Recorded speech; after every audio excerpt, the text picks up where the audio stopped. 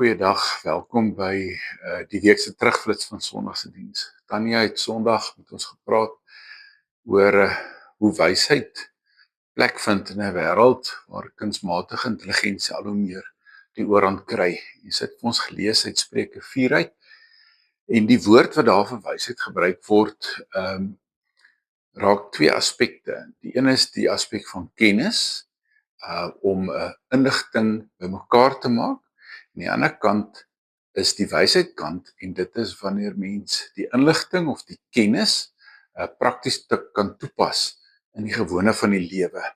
En ja, wysheid is om al hoe meer te onderskei wat God se wil is in ons lewens, en die manier hoe ons wysheid bymekaar maak of dit versamel is deur God se woord te lees en veral na die Heilige Gees te luister, in hierdie verwagting dat God met my praat as ek die Bybel lees. Dit is om na wyse mense te luister. Dit is baie sinvol om na wyse mense te luister.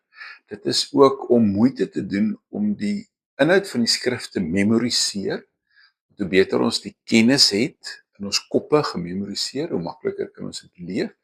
En dan is die laaste been van wysheid is wanneer ons gehoorsaam hierdie kennis uitleef. So wysheid is die kennis en die uitleef van hierdie kennis op 'n manier wat God verheerlik. Sy het ook gesê dat dit baie belangrik is dat vaders dit vir hulle kinders sal leer, hoe om wysheid te kweek, maar ook wat die belangrikheid van wysheid is. So wysheid op die ou end is wanneer ons gehoorsaam is aan wat die Bybel vir ons leer.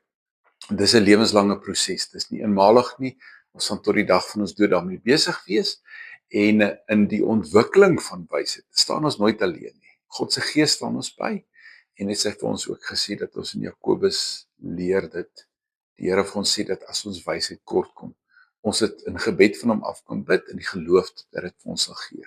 So mag ons saam moeite doen om meer wysheid te ontwikkel, nie net deur kennis bymekaar te maak nie, maar die kennis van God se woord, en om dit dan in die praktiese van die lewe so uit te leef, dat God verheerlik sal word. Sterkte daarmee. Mooi dag.